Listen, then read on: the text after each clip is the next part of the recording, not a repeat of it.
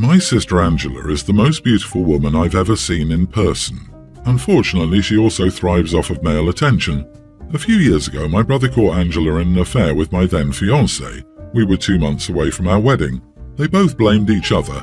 My brother forgave Angela, but I couldn't forgive my fiancé. Angela's a beautiful trophy wife, and she makes his boss and co-workers jealous. I met my now husband Ezra shortly afterward. We were both hurt by our last relationship. I think we were both so wrapped up in heartbreak that we got married almost out of spite. Desperate, hurt, and rebounding. Ezra knew my ex cheated, but not with whom. I kept it to myself for a couple of reasons, mainly because I loved my family and I had to tolerate Angela for my family's sake. A year ago, Ezra commented about some of my family members being weird and having to block them. I brushed it off then because my family can be a bit much. They use WhatsApp as a personal diary. Angela approached me a few days later and told me that she was sorry, but she thought I'd gotten rid of my anger and hurt already. She said she worked for forgiveness and couldn't believe what I was insinuating out of spite and asked for an apology. I had no idea what she was talking about. She got frustrated and told me she knew I'd texted her from Ezra's phone. I came home and asked Ezra. He simply handed over his phone. Angela was subtly flirting with him, insinuating they could start an affair. Ezra brushed her off and finally responded with, "I'm happily married, this is inappropriate, don't text me again." I have no words to describe how I felt. Ezra's work has him interact with a ton of attractive young women. He's charming and attractive and can have so many options. He's turned down people before, but seeing how easily he brushed off Angela sparked something within me. I fell more in love with Ezra than I thought possible. I've always found him attractive, but it's on another level. I blanket him with affection. Ezra was taken off guard, but he pretty much welcomed my new feelings and affection. Ezra and I went on vacation with my family 2 days ago. I was sure to keep it appropriate for everyone, but my husband and I held hands, kissed his cheek, hugged his arm and cuddled. My brother came to me and said that I was making Angela uncomfortable by being territorial over Ezra. He said he saw the messages too and there was nothing inappropriate and I should stop punishing her for my ex-fiancé's behavior. I said I wasn't going to change my behavior for Angela. Angela came up to me afterward and asked if I was going to continue being childish and deeply jealous of innocent interactions or if I was going to grow up. Angela said I made everyone uncomfortable with my behavior. Angela convinced my brother I was doing this because I feared her stealing my husband even though she had done nothing wrong. LOL. I called her two-faced. We had to cut the vacation short because of our constant arguing and my parents were annoyed with both of us. Am I the idiot? Edit, I just sent my brother the text from Ezra's phone in case my brother saw an edited version from Angela. I haven't heard back from him. Not the idiot, I'm not even your homie, and I hate Angela too. OP, why did your brother forgive that tramp the first time she cheated? She obviously flirted with your husband, and your brother dismissed it, which is dumb considering her history. Heck, the fact that he's still with her after she screwed your ex, and you have to deal with her presence at family gatherings, is disrespectful to you. Flirting with a married man and suggesting an affair, she's done nothing wrong. What a chump and whipped by her. Some people would just tolerate anything to keep a relationship. That's your husband. They need to be concerned with their own. Instead of whining about it, why can't they be affectionate with each other? Seriously, does he even think about why she cares so much about a married man and thinks you're rubbing it in? So what? Cheaters need to stop dishing what they can't take and shut up. She got rejected and she's bitter. Angela is probably sleeping with her brother's boss. The closer the proximity to her husband, the greater the thrill. She'd sleep with your dad if she could get away with it. If your parents are mad at you, send them a screenshot of Angela's text to your husband and his reply. Honestly, if you want to keep your relationship strong, I would limit contact with your brother because he will never have your back. Enjoy your marriage. Exactly, she's actually jealous that Ezra loves and adores you and you love and adore him. Angela is jealous of the loving relationship you have. Baby girl, you aren't a trophy. Your husband loves and adores you. Your love for who you are and not how you look. Angela knows this. She also knows that your brother will find a newer and shinier trophy as she ages and isn't so shiny and pretty. Even surgery will not preserve her beauty for long. Your brother is only focused on keeping her for her beauty. His money will eventually attract a younger, prettier girl, and she will be out. I'm 23 and moved back home after college to save money for a house. I work a decent job and make like $65,000. I live with my dad and my 3 younger half-brothers, pre-tween, tween and almost teen. Actually, the youngest has the same mom as the other 2, but my dad isn't his dad. My dad adopted him. Their mom lost custody a long time ago and pays child support. She lives on a trust fund. My dad stopped getting child support because she used all her money on drugs. My dad works though.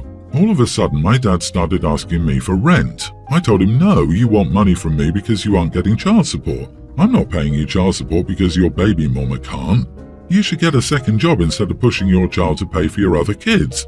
I'm trying to save money for my own place and not live off other people, so why is he trying to live off me? He told me I make enough to pay rent, and I said you didn't ask me when you were getting child support, so yes, you aren't asking for rent, you're asking for child support.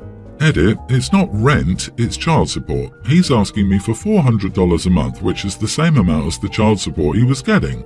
None of my friends have to pay their parents anything when they live together. Their parents actually offer them money. My dad's utilities are probably not much more since I moved in. He didn't ask me to pay that. Sorry, but at 23 with a $65,000 job, you're old enough and make enough to make reasonable rent payments. You're living off your dad, and now you say he wants to live off you? You should have been helping with rent or utilities already. You either help or move. You are the idiot, OP. You're an adult and your dad doesn't even have to allow you to live there. He doesn't need to give you a reason to charge you rent, and it's none of your business what the money goes towards or why he needs it. Don't like it? You have options. You can find your own place and pay even more rent and bills. My dad's utilities are probably not much more since I moved in. I need to ask my parents if I was this dense at 23. So don't talk about adult things you don't understand like utility bills, because it's really embarrassing that you're 23 and this immature and unaware. Don't expose yourself for not understanding the cost of things. Everyone will know it's because you live off your daddy. Shame on you for expecting your dad to support you when you're a fully grown adult. I, nearly adult male, went to the doctor a week ago for my yearly checkup. I'm 178 centimeters, 5'10", and have been since I was about 15. That's remained unchanged, but last year I was 61 kilograms, 135 pounds, and this year I'm 77 kilograms, 170 pounds. This is because for the past year I've been going to the gym almost every day, eating accordingly, higher volume of food, high protein content, etc., sleeping better, and thus have gained a lot of weight from muscle mass. While at my doctor's appointment, the doctor said that it wasn't good that I gained 16 kilograms in a year, that it could be a warning sign of obesity I should watch for, and that I should just cut back on junk food. I pointed out that I didn't gain 16 kilograms of fat, but rather 16 kilograms of muscle. So while technically I might be overweight or approaching it, I asked if the health risks still apply because I thought extra muscle isn't inherently bad, like excess fat. Instead of answering my question, he just rolled his eyes and said he didn't need to hear me brag about having muscles and reiterated that I should cut down on the sweets. I don't even eat sweets, and I don't think it's fair to roll his eyes when I was just clarifying and asking a question. My mom agreed with my doctor and said that my doctor's appointment wasn't the time to bring up my muscles. I think that my weight is part of my health and the relative ratio of muscles I have is part of my weight. I wasn't even the one who brought weight up. Am I the idiot? Edit, I was wearing baggy clothes and I did gain a little bit of fat because that comes with bulking, but I still have visible abs even after, so that's why I think it's ridiculous to say I gained 16 kilograms of fat and should lay off the sweets. To be fair, if he wanted proof, I would have been willing to take my shirt off and show him, but that would have just been seen as more bragging. Not the idiot. It's commonly known that BMI can be inaccurate for those with large muscle mass. The doctor just wasn't listening to what you were saying at all. He just looked at the numbers and didn't care, and you're not even technically overweight. I'm not a doctor, but I served in the army, and your age and weight are still below the maximum weight limit before BMI tests. The doctor probably often hears that excuse, so he thinks you're BSing. However, that's no excuse for that kind of insulting and dismissive behavior. What kind of a moron is your doctor? Are you sure he has a medical degree? Putting on muscle mass and putting on fat are not the same thing at all, and at your age putting on some extra muscle is pretty normal. Partly you've been working out and deliberately trying to build muscle, and partly you're still going through puberty. You are the idiot because you're full of it, OP. You aren't giving us the full story. The doctor can obviously see if you were a lean, shredded 170 pounds. Your doctor isn't a moron, and no doctor uses BMI in the way you're suggesting. It's one fairly weak metric that can be calculated with basic info everybody has without visiting a doctor. Source: I'm married to a doctor who rolled her eyes at this obvious fantasy story. Two of my best friends, Chris and Matt, 23 and male, have been taking birthday trips together for years. They're both born in August, so they pick a weekend that works for everyone, and we all go on a small road trip vacation. They started this tradition a few years before I became really close with them. I started attending when they were 19 and I was 17, but to my knowledge there were never any issues in the years before I started coming, and I know there haven't been any since. There's usually a group of 5 of us, with our friends Nathan and Nick also in attendance. Other people have joined, especially during Chris's college years, and it's always still been great. The two groups usually meld together seamlessly, leading to independent friendships outside of group settings. My point is that it's always a great time, and there have never been any issues before, extra guests or not. This year, Matt's girlfriend attended. Things got off to a rocky start since she wanted to ride with him separately instead of carpooling the way we typically do. Matt and Chris in one car and me, Nate and Nick in the other, are all riding together. We could tell this annoyed Matt. The drive there and back is usually a highlight of our trip, but he agreed. Throughout the 4 nights we were there, she was miserable for all of them. These trips are usually very unstructured. We hang out, walk to nearby shops, restaurants, roast s'mores in a fire pit on the beach, and she just seemed restless. She continually suggested we drive to a fancier restaurant for a birthday meal, and everyone kept politely sidestepping the topic. Chris would come to us angry every night because she would interrupt them, beg Matt for at least 30 minutes to come to bed with her at 11 p.m, and then eventually go to bed alone when he wouldn't. I guess it was because I was the only other woman there, but she began clinging to me on night 2. I played along and tried to get to know her, but it was mostly just her talking. She complained about Chris for a large portion of that time, saying he took up too much of Matt's time, etc. Now, I'm a girl's girl forever, but this is a woman I've known for mere days compared to best friends I've known for years. Obviously, I tell the boys about this while we're out at dinner at 2 a.m. When we returned, girlfriend was fuming and claimed it was so unsafe that we left her at the house alone, sleeping without telling her we were leaving. Matt was over it and asked her to leave, citing the things she'd said about Chris and how angry she'd been throughout the whole trip. She called me a pick-me and claimed I should know as a woman how unsafe it is to leave her alone and ask her to drive home at 2 a.m. in an area she doesn't know well. The friends I've told this to have all had mixed reactions. I'd like some outside perspective. Am I the idiot? Not the idiot, but it seems like some of the other people on this trip are. She sounds a bit annoying, yes, but it is weird for everyone to leave her alone without telling her they're leaving. It would rub me the wrong way if my partner and all of his group of friends left me in an unfamiliar place alone.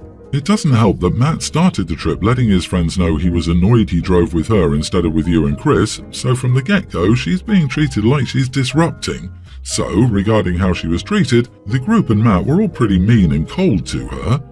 They told her to leave at 2 a.m. It's absurd in general. Compromising to leave in the morning makes more sense. Everyone's the idiot here, mostly Matt. The dude invited her, then didn't want to drive with her and acted beleaguered that his girlfriend wanted to sleep with him. Anyway, I hope she and Matt break up and she never has an experience like this again. Matt sounds like he isn't ready to date anyone if he treats his girlfriends like they're a hindrance when his friends are around. You are the idiot, OP. It's clear in this post that you don't like this woman. I mean, you think so little of her that you named like 4 people and couldn't be bothered to give her a name. You made her an object of Matt. Whether you knew her for 5 seconds or 5 years, she talked to you because you're the only girl there and felt like maybe you could say something or help her out. Instead, you decided to be one of the boys and pick on her behind her back. Get over yourself. I, mid-teen male, like certain snacks that you can only get at the Asian food market where I live. They have strange flavors and spices, but I think they're delicious. I was at my dad's house about 2 weeks ago and his wife said my snacks smelled good and asked me to try some. I said sure and let her have a few. Later that day I went to get some more from the cupboard and they were all gone. She'd eaten like 4 bags of them. That's like $20. Plus now I have to go downtown to get more. I asked my dad if he could please give me a ride and replace my snacks. He said no, and sharing is caring, BS. So now I only take what I'm going to eat there and leave the rest at my mom's house. My father says that my wife is craving the snacks I had before. I told him where to buy them. He asked me just to pick up some the next time I went. I said I would as soon as he paid me for the one she already ate. He said no, that we're family and we share. I said fine, then give me enough money to buy some for her and some for me, and we will share. He said that's not how sharing works. He says I'm being a little jerk since he feeds me at his house. I should share the snacks I buy with my own money. That's a hard no for me. I just think I'll stop taking any over there. Not the idiot. Sharing without asking is stealing. Since you shared without being asked permission last time, it's time for someone else to buy the treats.